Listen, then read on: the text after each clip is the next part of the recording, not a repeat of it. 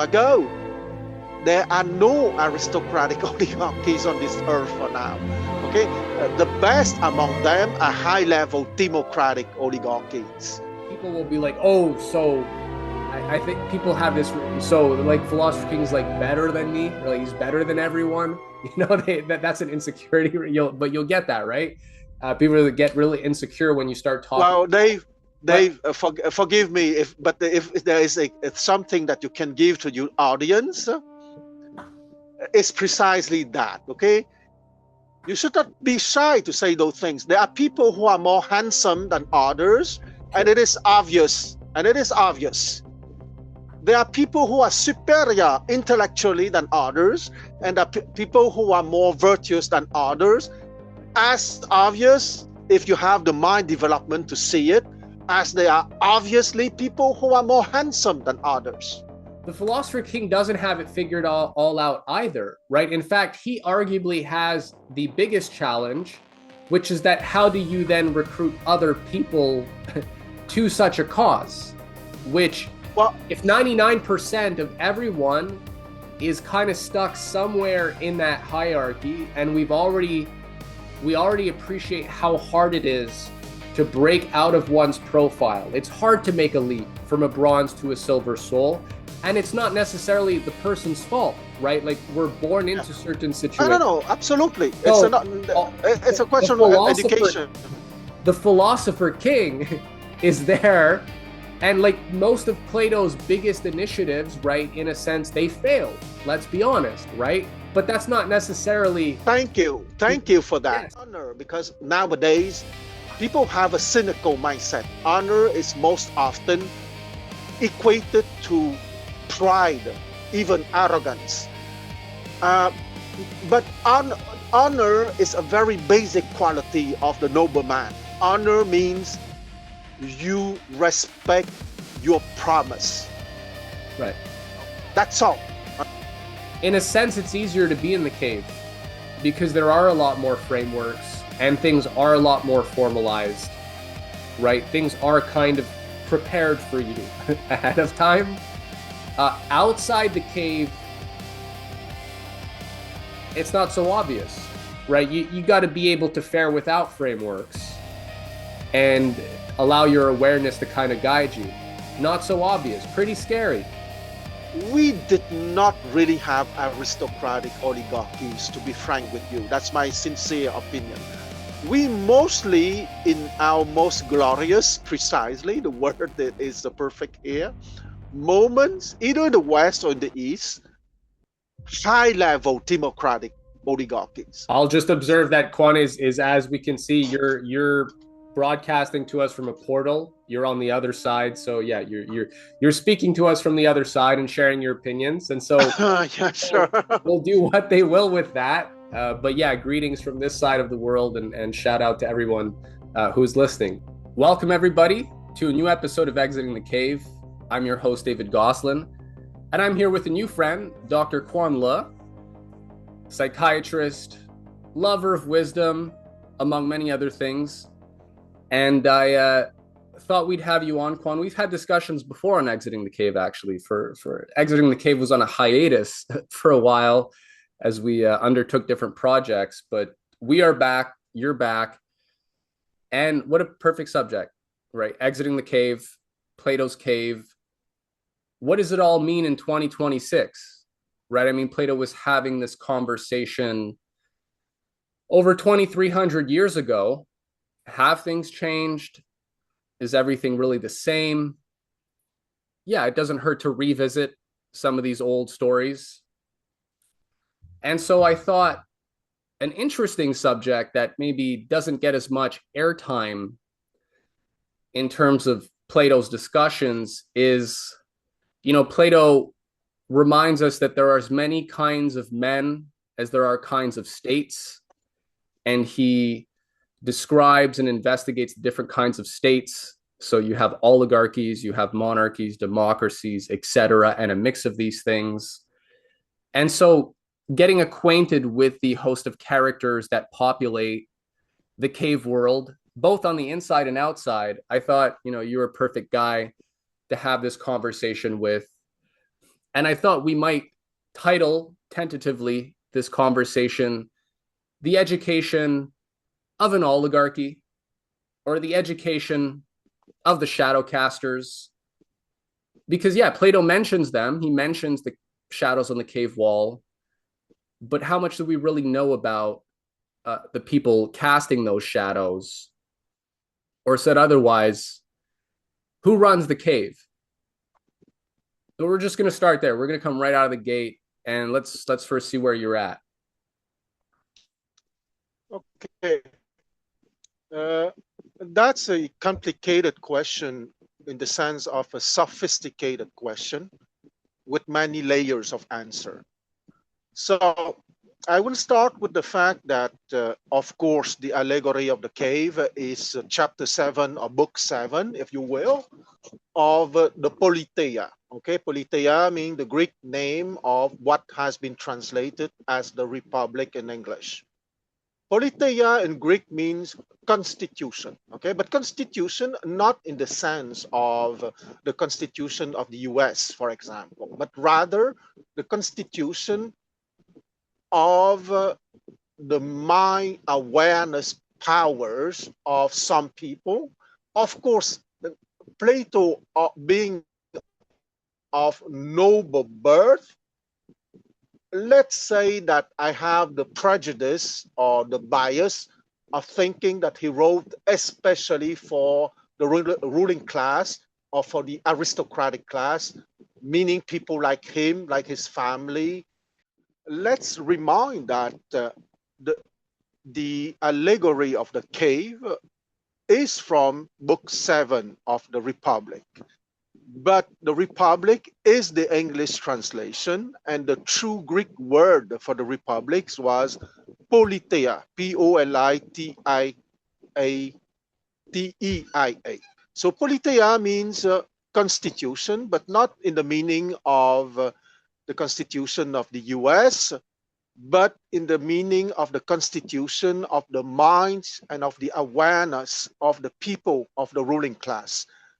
Because I would like to remind that Plato was from noble birth, and I don't think that he was thinking of everyone when he wrote his dialogues, especially the Republic or Politeia.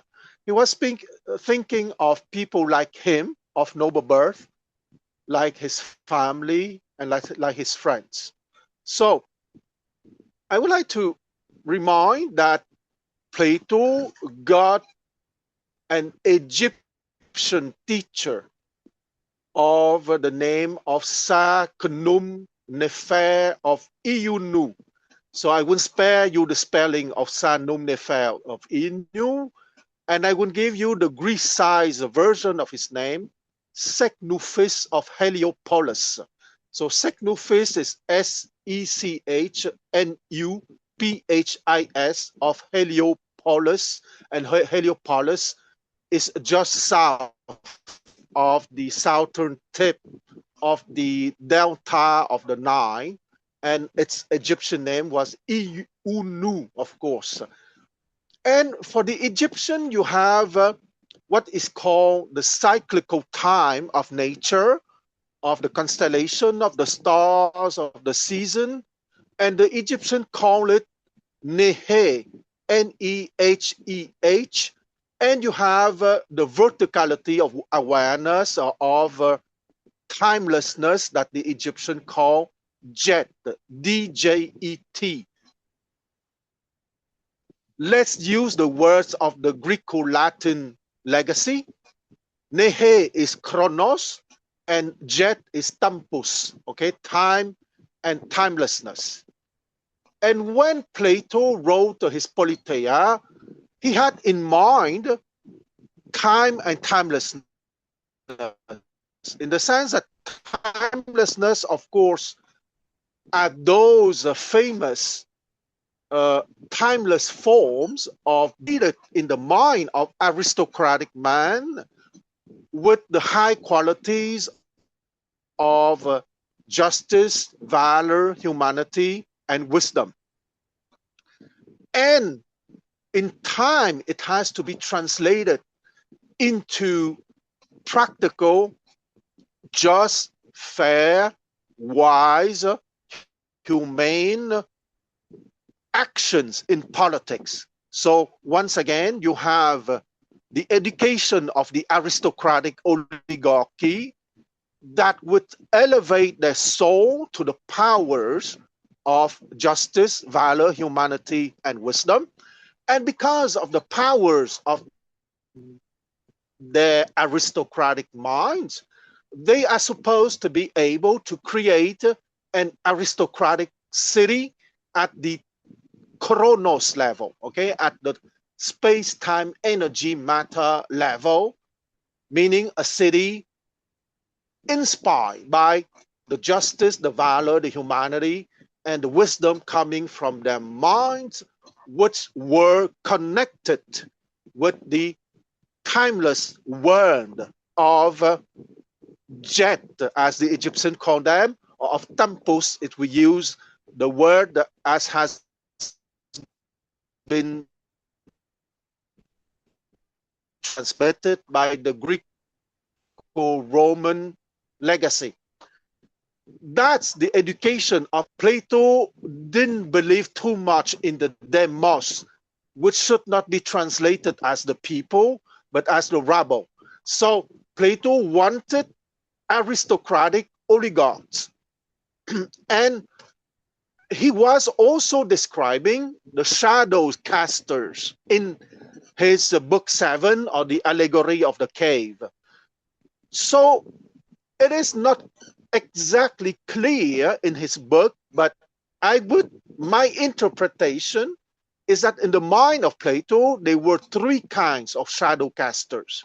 You have the aristocratic shadow casters, you have the plutocratic shadow casters, and you have the kakistocratic shadow casters.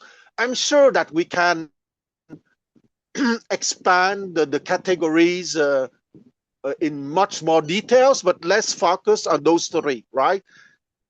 The aristocratic shadow casters would be the people capable of creating high quality, noble lives, okay? Because in the Republic, there was the notion of the noble lives. The noble lives are storytelling, are mythologies that would elevate the soul or the minds of the people to the aristocratic qualities of, once again, or the cardinal virtues of justice, valor, humanity, and wisdom. Once again, I think most of you know it, but just to be sure, humanity is also called moderation or temperance. Synonym. Those are the three synonyms for the same thing. So, aristocratic education having elevated their minds, so they have the mind powers, making them capable of creating fairy tales, mythologies, narratives, if you want to use a modern lexicon, in order to uplift people to the aristocratic mind. So if we go down one step, we have the one divided in 4 and not in 3, because I forgot the democratic shadow caster between the aristocratic one and the plutocratic one. And I think it's important to mention the democratic shadow caster. Democratic, for those who don't know the word, is written Timocratic. So Timo comes from the Greek word timos. Timos means the mood, the humor, the emotional drive, okay? So to speak clearly, a democratic man, okay, first let's remind that an aristocratic man is driven by justice, valor, humanity, and wisdom. A democratic man is driven by honor and glory, okay? So it's not justice, it's not humanity, it's not the wisdom, it's not valor, but still, there's still a remembrance, a perfume of aristocracy, okay, honor and glory. So it's not for profit. It's for uh, the honor of oneself, of one's family, and among the highest democratic man, it's the honor of the city, and among the really developed democratic man, the honor of all mankind. So the honor of all mankind is very close to the aristocratic man, right? So those are a second kind of shadow caster, of course. Okay, they would create narratives, mythologies, storytelling that would promote honor and glory. And I would say that the usual nobility that we got in our human history is, I'm speaking of the hereditary nobility, of course. When that hereditary nobility was of quality, they were much more democratic man than true Platonic aristocratic man. But still, those true democratic men were already something quite valuable and quite admirable, even Hey, if they were not truly in what? 2026, we'll take it. In 2026, Yes, a couple good democratic rulers. That I mean, compared to what people aspire to today or would hope for in terms of leadership, democratic would be like paradise on earth, right? yes, a democratic would be very high compared to the average standard of 2026. Absolutely right. So, and once, of course, those people would push for honor and glory in their storytelling and narratives and mythologies. So we go down one step, then we get the plutocratic man. Okay, the plutocratic man or men, if there are many of them, of course, uh, are motivated by profits, but the plutocratic man is still capable to give back. Okay, and those a typical example that would be very easy to understand for a North American audience are the barons robbers of the US in the 19th century and the beginning of the 20th centuries. Okay, the Carnegies, the Vanderbilts, the Dupont-Nemours, the Rockefellers. Those people were, let's say, were thieves, were exploiters, but they built opera houses, they built libraries, they built universities, etc.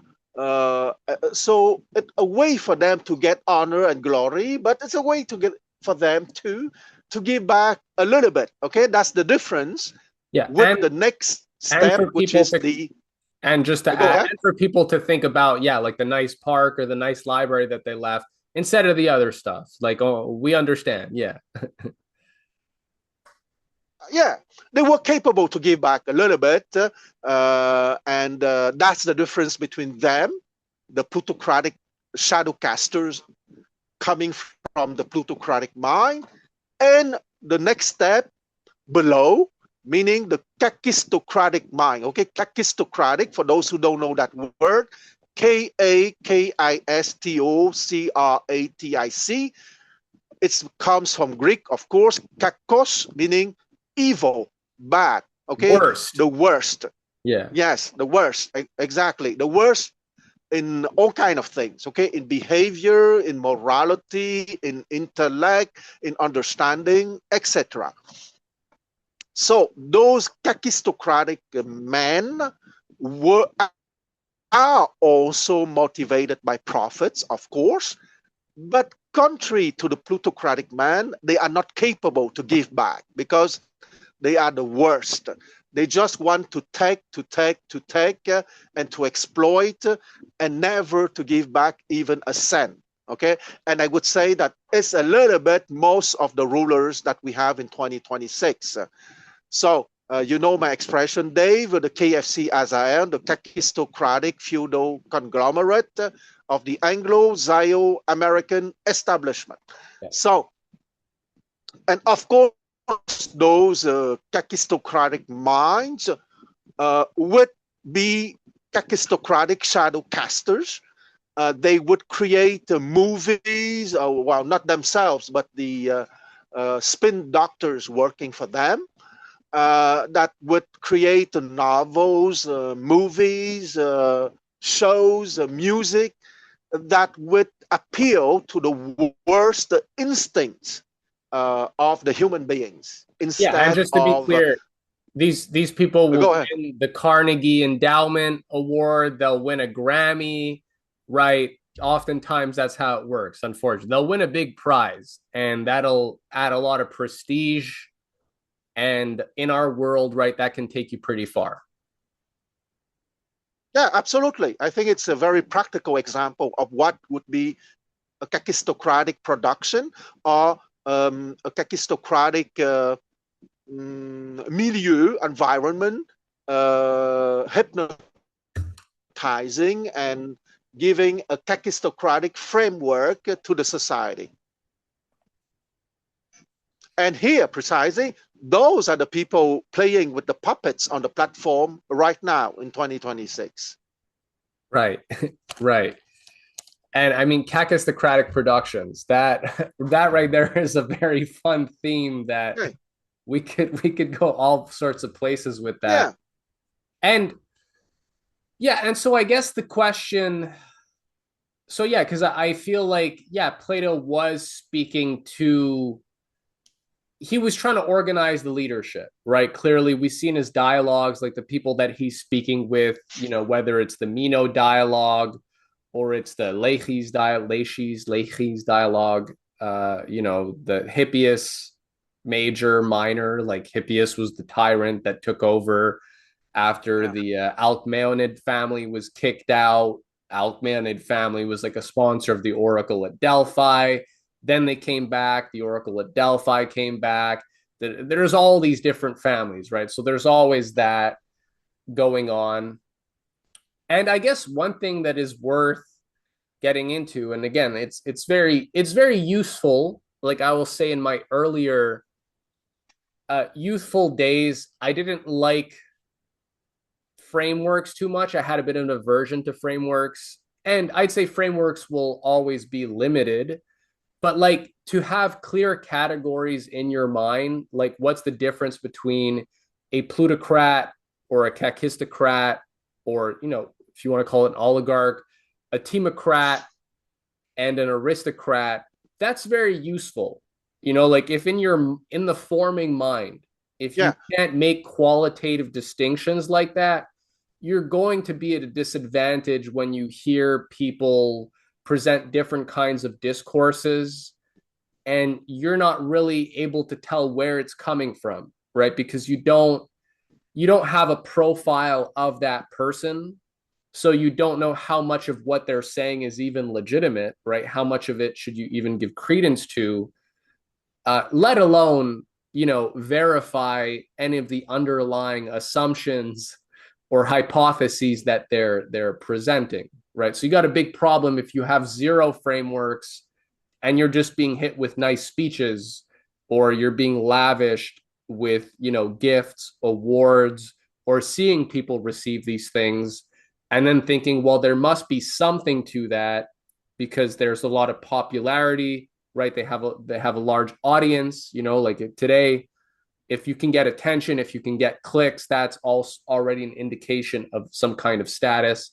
So yeah, you do need, it's very useful. So I think it's good that you always come back to just clarify the categories, as Plato did, right? He said there are as many kinds of states as there are kind of yeah, men. And if you don't know what those kind of men are, and you don't know what those kind of states are, you're already in trouble, right? You're already handicapped in terms of how you approach it.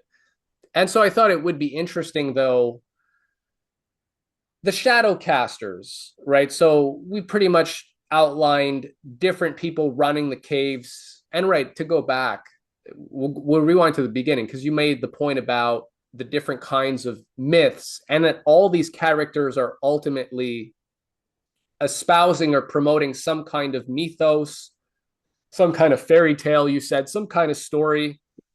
And obviously, we hear that, and some people will be like, oh, so everything's just a lie and da da da, or it's all just social engineering at different levels, and there is no higher truth above social engineering, which ultimately then the conclusion is it's about power and it's about your ability to sway public opinion. Yeah. And you're maybe just more or less sophisticated about it. Okay, we can admit that as a working hypothesis. And then I think, I think it was the last discussion I had with Matthew. I just gave the example of like, you can't feed a baby a ribeye. It's not because the baby's bad. It's not because ribeyes are Mm. bad, but people have an ability to digest certain things. And you always have to develop a palate or a stomach. So in my mind, when Plato's talking about the noble lie, he's kind of basically, if we're being down to earth, right? He's saying, okay, we have all these myths, we have all these collective stories for our civilization. And my concern is whether these myths are in alignment with truth, goodness, and beauty, if you will, right? If we want to just take a shortcut here, are they in alignment with a higher reality? And do they, in some kind of form, present to people a higher reality in a tangible and practical form that people can act on without having done all the backflips and gone through all the rigorous training that's sort of necessary in, say, a classical education, which again, now I'm throwing out a lot, that a true ruler would have a classical education. They would have studied those works that are timeless and impart that timeless knowledge, which, as you qualified, they can then apply into the time dimension. And we'd say that's ideal. If you can straddle the timeless and the time dimension, you have a classical education. Congratulations. And so, but if you're going to disseminate that into society at at you know you got to at least have stories that are adequate for that, right? That can give people working models or heuristics by which to approximate that and have correct opinions, if you will, right? Orthodoxia, technically, I guess, we could introduce that term, Yeah. so that there can at least not be led astray, even if they don't have full knowledge or they're not intimately acquainted with truth. They can still approximate something that leads towards goodness, truth, and beauty. Am I wrong? No, absolutely, absolutely. I mean, I would like to come back to the notion of oligarchy. Okay, oligarchy. Most of the time, when the average guy in North America pronounce that word, in his mind, he's imagining a kakistocratic oligarchy or a plutocratic oligarchy at the best. Okay, he's not imagining, or maybe it's even out of his mind because he has never been other kind of oligarchies called the democratic oligarchy and the aristocratic oligarchy. Okay, so first, oligarchy simply means oligos arche, the power of the few or of a few. So it's not a dirty word in my mind. So kakistocracy and plutocracy of the low girl that in 2026 we would take any democratic oligarch and it would be very good. I would dare to push as far that in 2026 is we have a high level plutocratic oligarch. It would be not so bad, to be frank. I'm not saying that we should stay at the level of the high developed plutocratic oligarch, but compared to what we have, it would be already a massive improvement. It would be easier to work with. And Uh, uh, yeah. If I may take a very down to earth political event right now, okay, I prefer in general to stay in philosophy, but sometimes I want to go to specific political events. If the U.S. has high level oligarchs right now, there would be no war in Ukraine against Russia, and there would be no war against Iran. I guarantee you that from a very down to earth perspective. That sounds like that's a fair claim. That's a very reasonable claim, right? It'd be hard, kind of be interesting to argue that one on the other side. Um, and the oligarchy question, I guess, is interesting, the way you're presenting it, because yeah, you're saying people think of the kakistocratic oligarchy, and not that there are different qualities of rule and rulers, and obviously some systems of rule are more open than others, right? You've also spoken about the concept of an open, devoted, aristocratic oligarchy. And Plato has a story that seems to align with your concept as well, which is the myth of the bronze, silver, and gold soul, right? Where he pretty much says, imagine that you have souls that are born with a different status or Times. a different place in their epistemological development. And he explores what are the characteristics of each one, of course. And what's interesting about Plato, as you've pointed out, is that he ultimately, as Plato often does, he lays out all these very strict criteria, which sounds somewhat tyrannical for certain people, but it's always an open invitation, right? If you want to upgrade your epistemological level, if you're not happy as a bronze soul, it's possible to become a silver soul, right? You can maybe not be happy with your lot and the people around you, and if that doesn't seem to really resonate with your ideals and the kind of you think that mankind can do better, you think you can do better, you think people can do better, you might just be a silver soul, right? And who knows, the leap from bronze to gold is probably rare. I mean, we've heard it. I mean, the Buddha, right, was some pretty much, I don't know, we'll call him a plutocrat, right, and kind of left a lot of it behind and sought enlightenment, right? You could say the same. There's a million different stories like that. Leave your riches behind, and da-da-da. There's plenty of stories like that, or there are some. And obviously, it also goes the other way, that you can be a golden soul or descend from a golden family, or and you can be a total demon, right? There's plenty of evidence for that as well. And arguably the fall is steeper, right? If you go from golden, you could drop pretty fast because you have a lot of resources, you have a lot of room, right, to fall because you're already quite high, and you got a lot of freedom and resources to kind of so yeah, there's always this possibility that people can upgrade their epistemological level.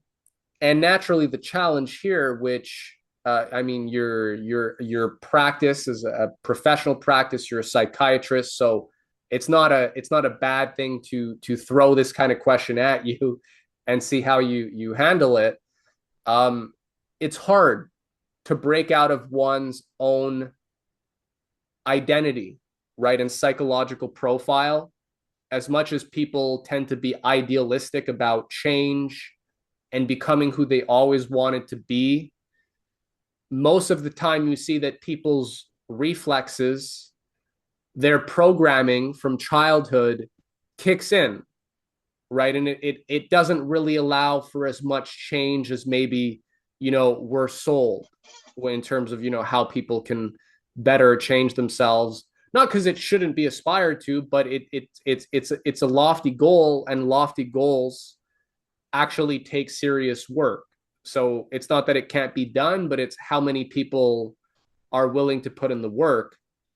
So yeah, maybe you could just speak on this question of those, what goes into someone who can make the leap upwards, or maybe who who tumbles down a notch.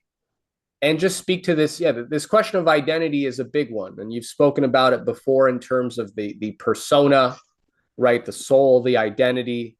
They're not all the same, and sometimes people might change their personality without their soul really undergoing much development, right? So that's not really the same thing, even if for some people, I just think of the average politician got caught with like whatever, a 16-year-old girl cheating on his wife, and then he becomes like some fundamentalist Christian, runs for office, and then we know the story.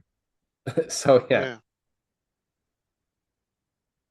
Yeah. Um, Before I go into a certain elaborations between the personality, the individuality, and awareness, I would like to make an a rapprochement. Okay, I would suggest that the gold soul is the democratic mind.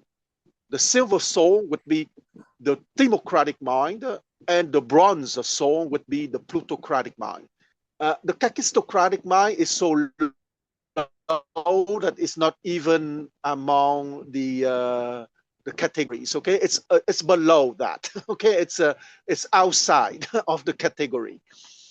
So uh, the other thing that I think is very important is the mass, because your example is quite right. Okay, if you have a politician that was a pedophile or going outside of marriage, not respecting his promises, because a marriage is a promise. Okay, so it's not that the fact that he was excited by some beautiful woman is not a problem for me. It's human.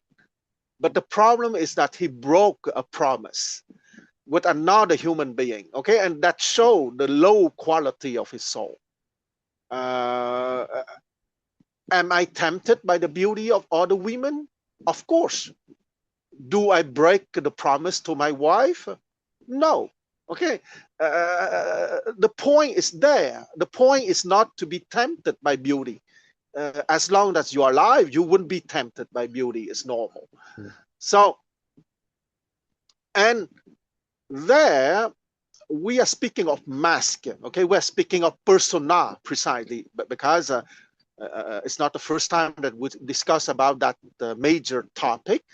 A persona is a Latin word made of two words: per, P-E-R, sona, S-O-N-A. Okay, and as you know, in ancient Greece and in ancient Rome, it was a big mask with a kind of funnel at the level of the mouth, because it was a technical piece of theatrics to amplify the voice of the actor. Okay, so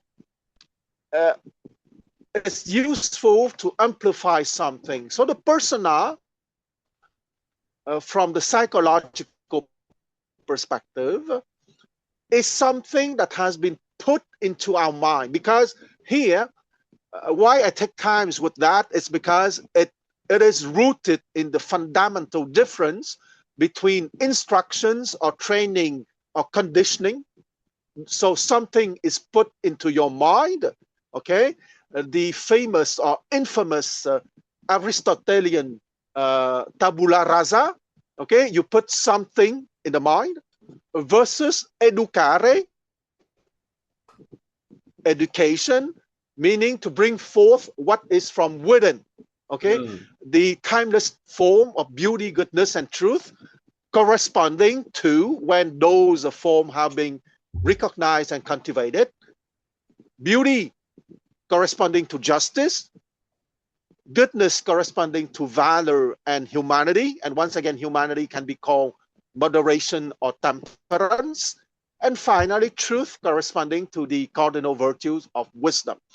So, the man who is at the level of the personality is a puppet. That puppet can be very sophisticated, because you can have a personality that is extremely well refined, extremely well trained, extremely sophisticated. Okay, sophisticated. And the next level is called the individuality. And that individuality is when you are capable to see, oh, I receive a certain training. And when I'm speaking of training, I'm not speaking of a trade, right? I'm not speaking of a professional training. I'm not speaking of a trade. I'm speaking of your attitude, okay, your identifications. I'm speaking of that socio-political training. So that training, if at a certain moment a person wakes up and is capable to say to himself, socio-political training, okay, there's nothing wrong with that. It's the way that life is working. But I'm having a meta representation, meaning I'm having a distanciation, a reflection on that training or on those trainings with an S, or those conditionings with an S.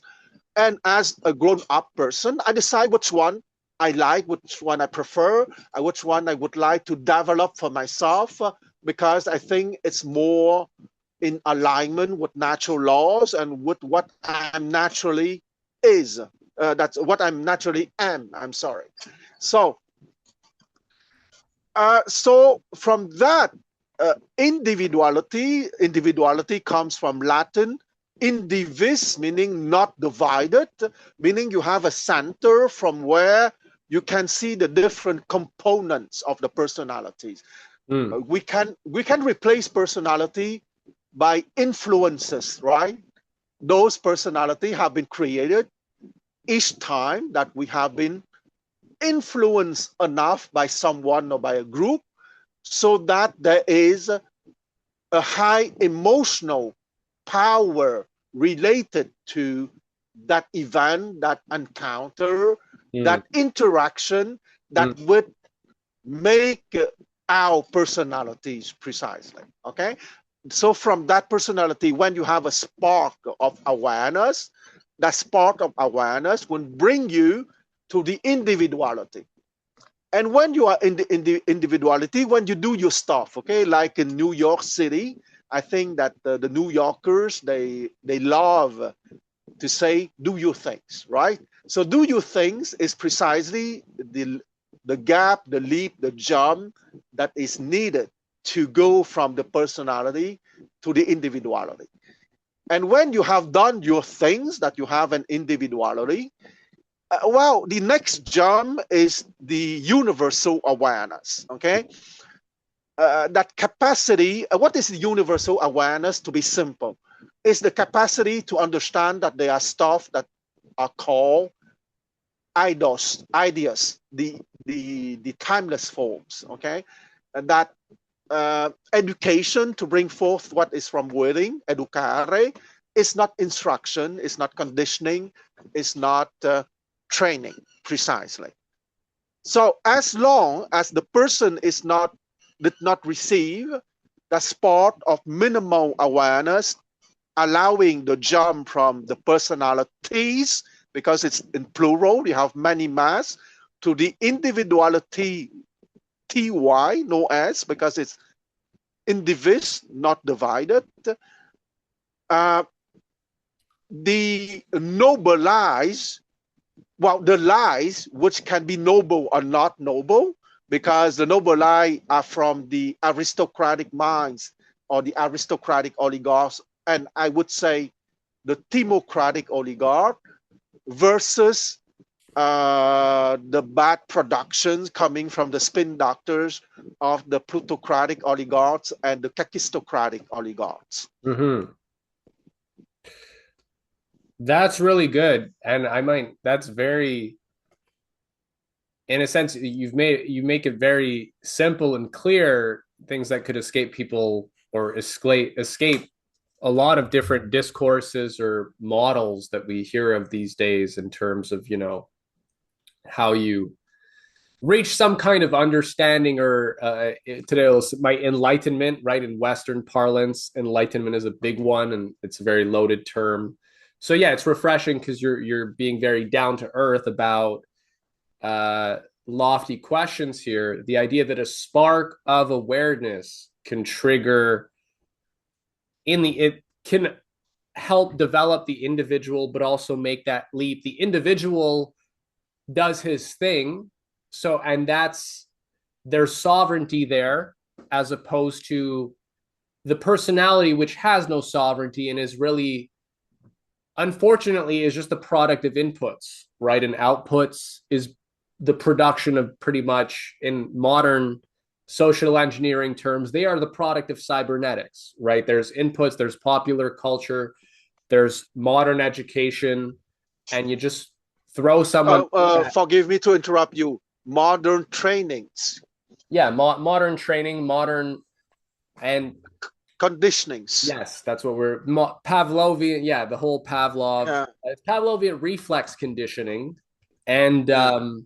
so yeah, you throw someone through that thing, and they learn to take on a personality, and maybe they learn to take on a newer personality later because they weren't happy with the results of the earlier one. I mean, we could go down that road again. We could dedicate a whole show to each one. We could do this for a long time, and it's interesting.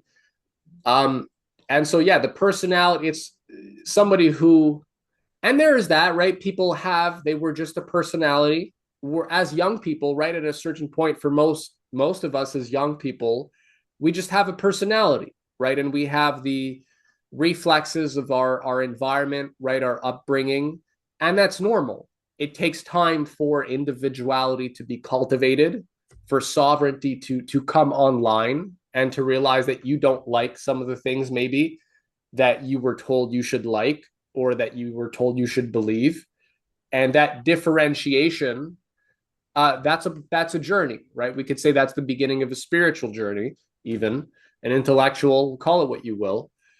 um and so then is there a spark of awareness in that individual? Because it's one thing to do your own thing, but your own thing doesn't necessarily mean it's in alignment with higher natural law, goodness, truth, and beauty. I think of a Nietzsche, right? I think of these types of characters where, yes, they distinguish themselves. They strive for excellence, and they're maybe obsessive and have talents.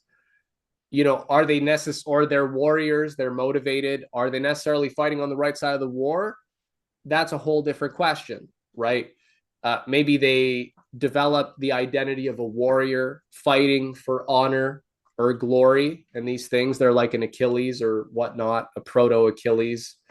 Doesn't mean they have a spark of awareness, but that spark of awareness is needed if they're then to make the leap to actual awareness, which transcends just our own individual desires, preferences, or experiences, right? And as one example, if you're at the level of awareness, you should be able to understand other people's experiences, even if you haven't had them.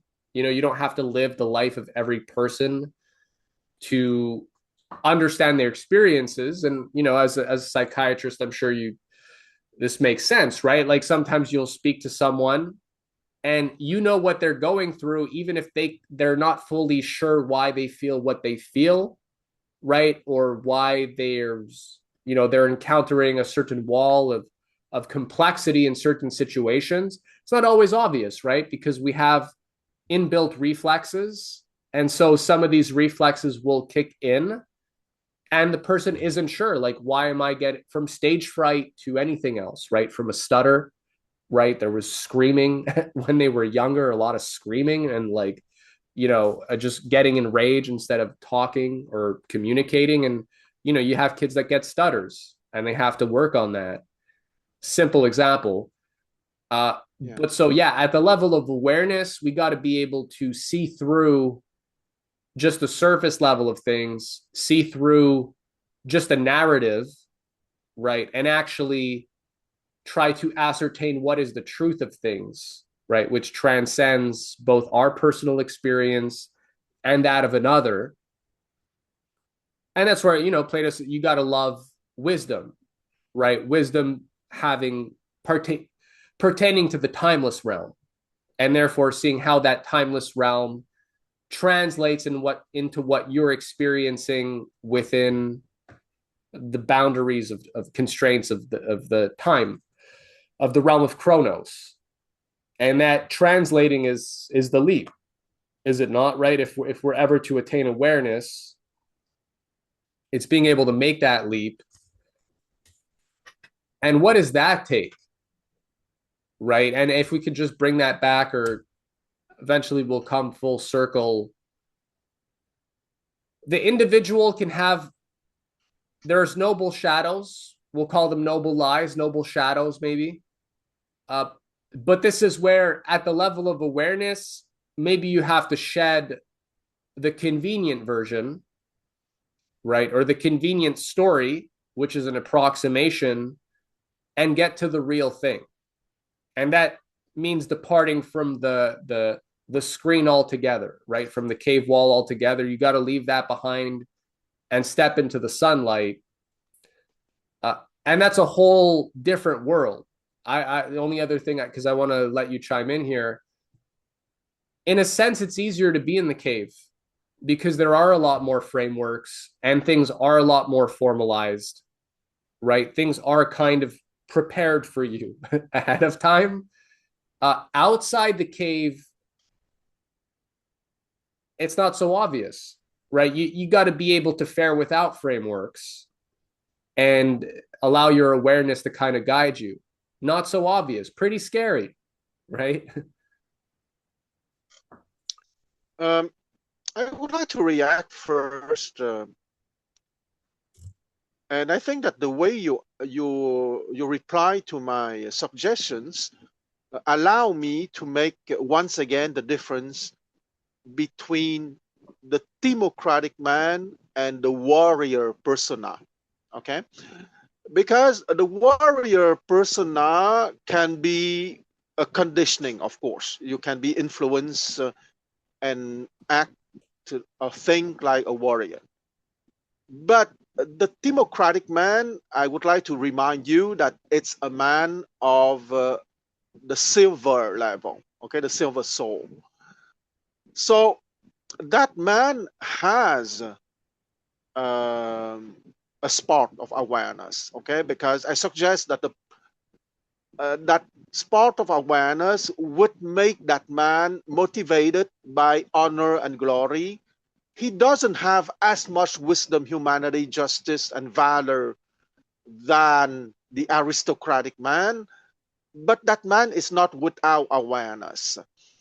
Because, and here I'm because historically, and I'm a reader of history, either of Western history or Eastern history, we did not really have aristocratic oligarchies, to be frank with you. That's my sincere opinion. We mostly, in our most glorious, precisely, the word that is the perfect here, moments, either in the West or in the East, high-level democratic oligarchies, okay? I think that a true aristocratic oligarchy is yet to come. But the democratic oligarchies that we got in the past, and I pretend that we have democratic oligarchies right now, even if by courtesy and maybe by own personal bias, I grant them the level of aristocratic oligarchies. And I know that you already know that, but it's for the audience, okay? It's more for your audience. The democratic oligarch are motivated by empire, and the plutocratic oligarchs or the kakistocratic oligarchs are motivated by imperialism. And I explained the difference between imperialism and empire by using an acronym, okay? Imperialism, in a nutshell, is defined by 7 words, and all 7 words begin by an E, okay? Expansion, extraction, expropriation, enslavement, evangelization, epidemics, and extermination. Okay, recurring genocides. I think it's not the first time that you hear me saying those 7 words It's still beginning with funny. an It's still E. funny. Go on. But empire for me is defined by another set of acronym that you probably read also in my frequent post. Peace and glory. Okay, so peace, P is for peace and order. E is for education offered to all. A is for aristocracy open to all. Okay, we were speaking of open or closed oligarchies precisely. C is for comfort for a dignified life. E is for established universal healthcare. And glory, G is for global security architecture. L is lifting everyone living on earth out of poverty, at least out of catastrophic poverty, at least dirt poor.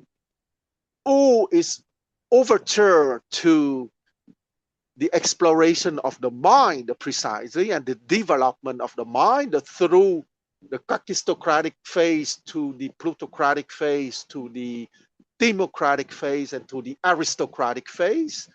And finally, R is for researchers on the outer universe, and Y is for yearning for space exploration with real projects in action. Right. So,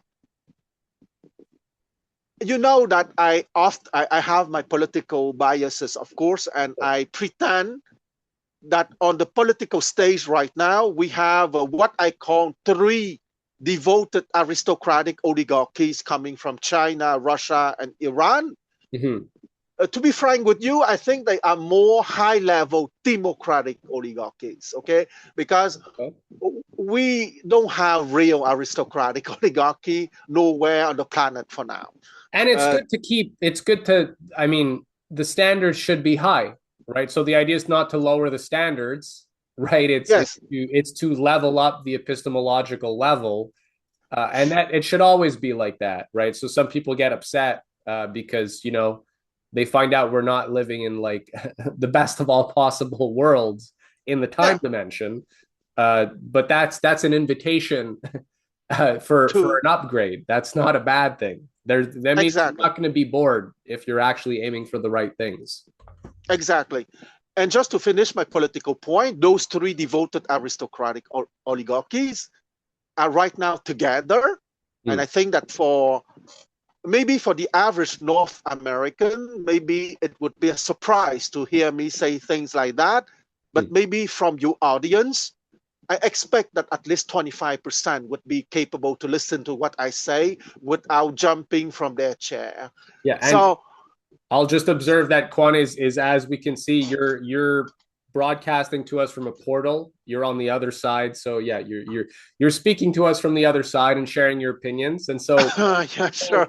We'll do what they will with that. But yeah, greetings from this side of the world and shout out to everyone who's listening. Continue. Sorry. So that's okay. So those 3 devoted aristocratic oligarchies are together trying to create what I call the new global reality against the attempt, because I want to stress the attempt, okay? There are many pessimistic people who think that is already done. That's an achieved thing, okay? But it's not an achieved thing. To work together against the attempt of creating the new world order, and that new world order is the brainchild, if you prefer, if you will, of the KFC Azrael, of the kakistocratic feudal conglomerate of the Anglo-American establishment. And what is that new world order? I want just to mention maybe 5 items. Maybe you want to give a more comprehensive list after. But essentially, it's transhumanism, it's cybernetics, is the 50-minute cities, meaning that you are in a cage, meaning it means depopulation through deindustrialization and dumbing down the people with kakistocratic training conditionings and not education, educare, to bring forth what is from within, Right. truth, goodness, and beauty. I mean, you said there's a lot of good stuff there, and we didn't even go back to again. I think we'll have to bring you back on at some point because even just and I already wrote down some other questions, so this is just a footnote, maybe for another discussion. This we already did other shows on education, like with Matthew Crawford, and like it deserves its own show, right? Just talking about education, and now we're doing some broad strokes, but the idea that educata, real education, is all about bringing forward, and programming is all about imposing something from the outside. That is such a Yes, rich theme, right? And if you just have even that, a lot of things in life are not clear, right? We can be confused about a lot of things. But if the concept of education, right, real education, real aristocratic education, as being something that is brought forward, and any kind of oligarchical or programming or brainwashing is really all about how things are imposed from the outside artificially and at different levels, right? You could have brute force, reflex conditioning of like the Pavlovian type, right? And I mean, we could go down rabbit holes in terms of, you have a big crisis that really amps people up and triggers their fight or flight responses in the most powerful way.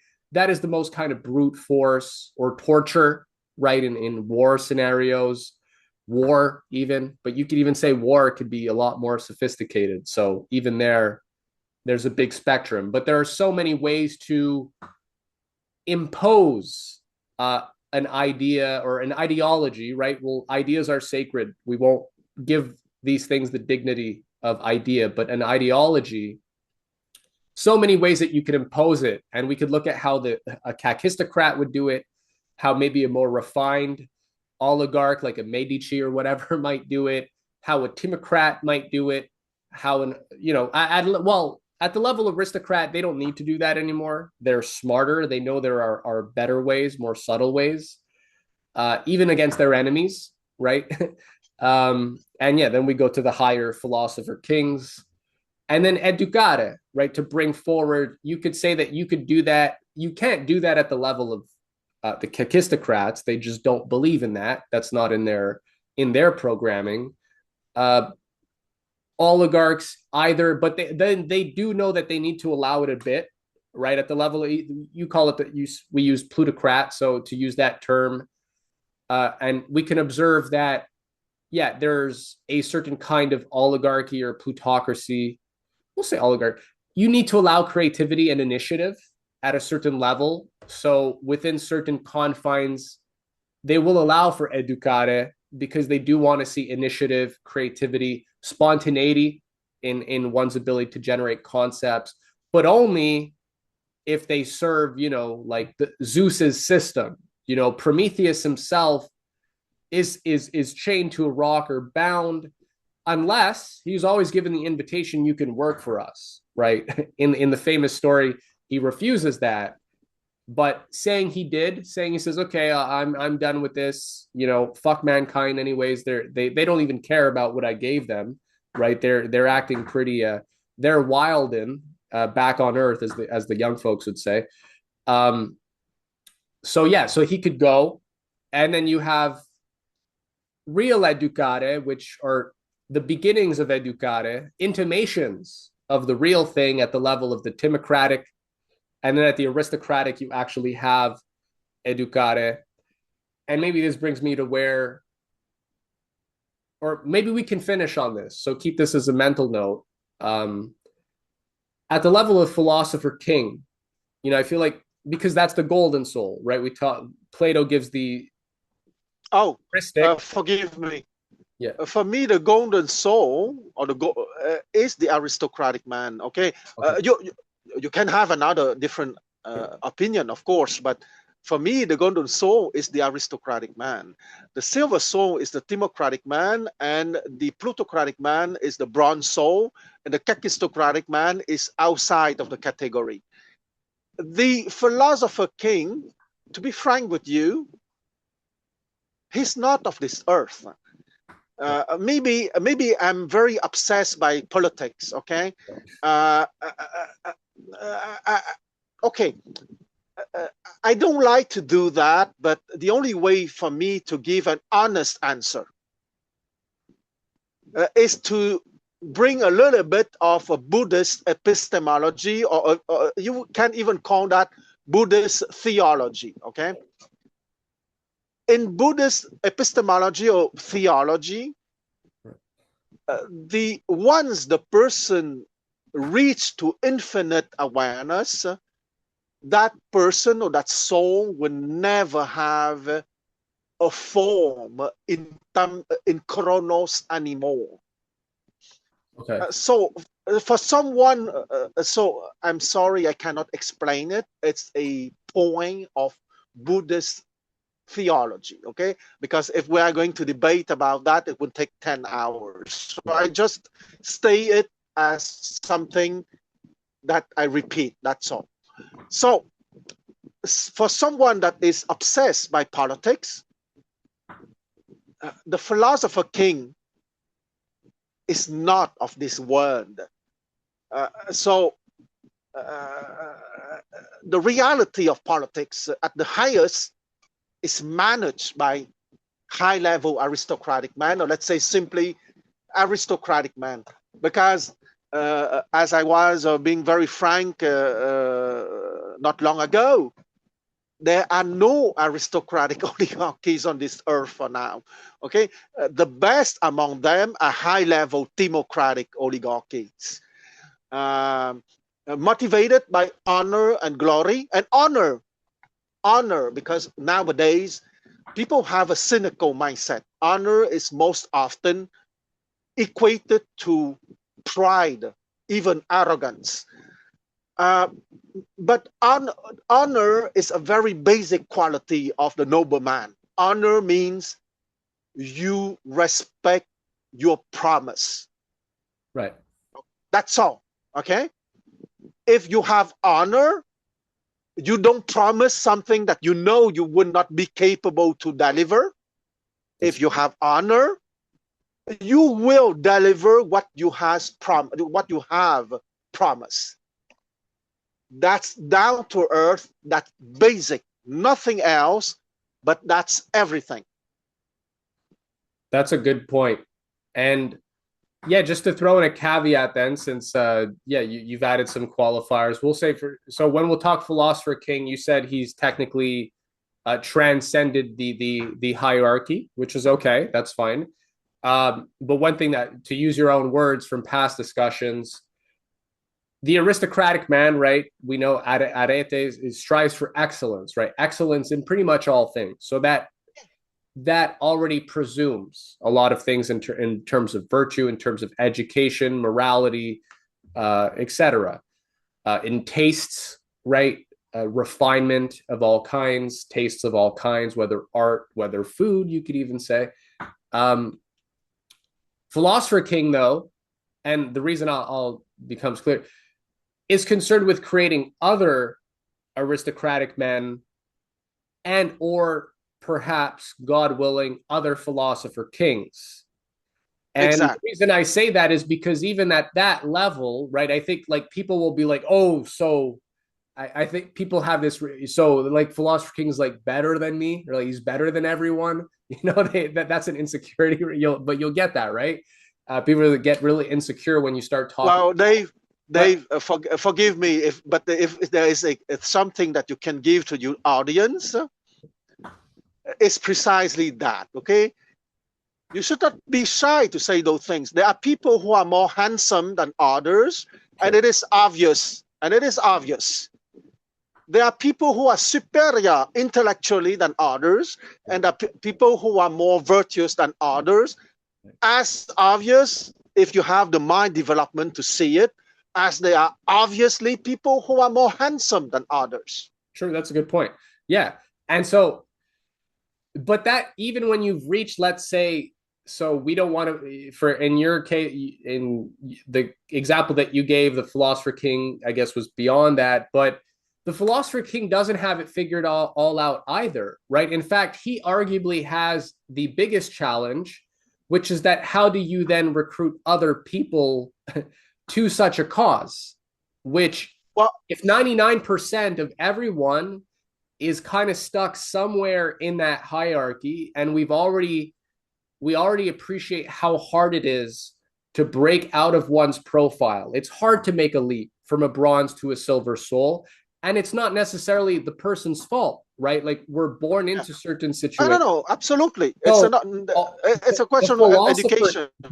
the philosopher king is there, and like most of Plato's biggest initiatives, right, in a sense, they failed. Let's be honest, right? But that's not necessarily. Thank you for that. Yes. I interrupt you here because suppose that Plato was a philosopher king. Okay, he was certainly at least an aristocratic man.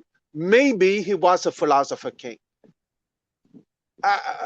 Do you think that his 40 and some dialogues has been very useful, social politically speaking, on a down to earth level since the last 24 centuries? I'm sorry to say that. Zero. Yeah, Okay. I'm ashamed, Let's but say, yes. okay. I want to be nice. 0.0111, maybe. Okay. So, Well, yeah, and so that it's not, the challenge is almost you're setting yourself up for almost certain failure, right? In a certain sense. There are other senses or respects, right? And we could say that even using a decimal point, it can be misleading, right? Because when we're talking at that level, we'll give the most simple venture capital, right? Or you might spend $1 billion to create something, so you're just drowning in debt for the longest time. But as soon as you make even 1% return, you've made a shitload of money. So the returns are great if you can even get the smallest margins, right? So it's not the same. There isn't the kind of same relations and outcomes that we think of in most circumstances. So there's that. We give that so that we understand there are qualitative levels to that thing. But yeah, just to say that being a philosopher king is almost like the invitation to that means that you're setting yourself up for some of the most monumental challenges and struggles, because it's hard to get anyone to make an epistemological shift, any bronze soul to become a silver soul, any silver soul to become a gold soul. And for most of what you're dealing with, you might be lucky to find a bronze soul, right? So that's. well, Dave, to be very frank with you, for a third time today, today can be called the interview of truth, of frankness. Right. Uh, I think that the audience of the philosopher king are the aristocratic man. That's all. Right. And if a philosopher king, and here I'm sorry to be very down to earth because I like to discuss abstract ideas, but I want to be down to earth too because of my obsession with social politics or social political considerations. If a philosopher king managed to create 5 aristocratic men, 5 has not been wasted in my mind.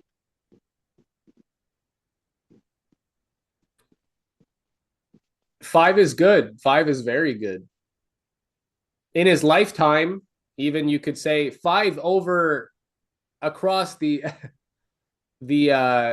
simultaneity of eternity, five would already be a lot, right? Even if it's not in your lifetime, or if it's five Yes, over yes. from 2300 BC to 2000 to the year 2000 AD, if you produced 5 of that level, that's already, yeah, again, the returns, again, not, we're using very down, the return on That's investment. an achievement. Yeah, that's bravo.